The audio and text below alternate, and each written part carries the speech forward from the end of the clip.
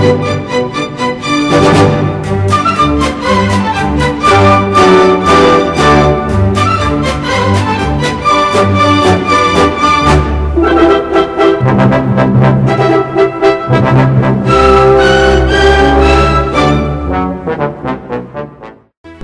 Friday started off like any other Friday. Got into the office early. Well, sort of early. Checked my mail, browsed through my schedule, gave my secretary a few phone calls to make, confirmed an appointment on Monday, and basically got my day rolling. Yeah, that's much more like it. As I was about to send a fax, heard a knock at the door. Oy vey, I thought to myself, who could that possibly be? The boys was the answer. The boys? It's Friday? My rabbis are here? I got up to open the door, and after a warm greeting and filling each other in on the past week, we got right down to business, and we began to speak about the Parsha, the upcoming dinner, sports, and obviously argued a bit. Then came the tefillin. Actually, that Friday, they brought an open pair of tefillin, enabling me to see exactly what's inside those black leather boxes. It's really very interesting, very detailed, precise. Ask your rabbis about it. No, I mean the real rabbis, the boys. So getting back to the tefillin, I put them on. By now, I do it myself, and I do it very well. I said the blessings, and then the Shema, a moving experience, as is every week. As I was taking the tefillin off, Tzvi handed me a l'chaim. I looked up and noticed my good buddy Evan peeking in through a crack in the door. Benzi noticed too. I could tell because his face lit up as if saying, oh, another mitzvah, more tefillin for today. I tried signaling him that, hey, he's not your guy. But obviously that didn't stop him, and before I had a chance to think, Evan was all wrapped up in tefillin saying the Shema.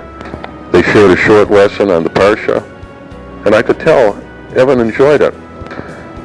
After a firm handshake and a warm, good Shabbos, they left the office, leaving me behind with just enough food for thought to last me until next Friday. I glimpsed at the clock, and I realized how time flew. And it got me thinking, why is it that I spend so much time every week with the boys? I guess part of it must be the Rebbe's lesson on the Parsha that they tell me every time they're here. We've all heard sermons before, but for some reason, their weekly lesson just hits home. I think their secret must be that these guys really believe in what they say. They say it the way it is, with confidence and assurance, with pride, not straying at all from the basic principles of Torah. Like the boys always say, words that come from the heart enter the heart.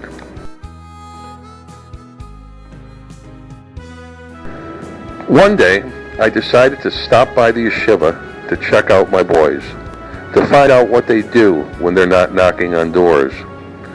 What I saw amazed me. The learning goes from early morning to late night. The study hall is noisy, filled with give and take of the study partners discussing and arguing their points and to discover the truth. You wouldn't think these guys knew how to cross the street, yet here they are every week.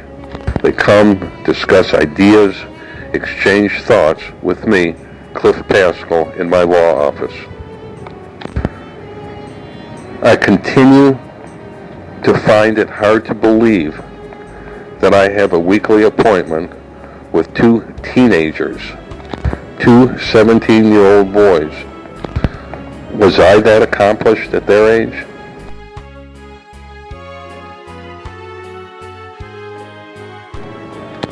They tell me that they get this devotion to Jewish education in general and to each individual person in particular from their homes. Take Shem Tov, Benzi, for example. His parents left a bustling Jewish community in Brooklyn just a few months after getting married to settle in far-flung Uruguay to establish a Jewish community. What does that tell a child?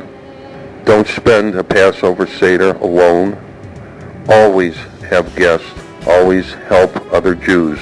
This is truly what the Rebbe portrayed.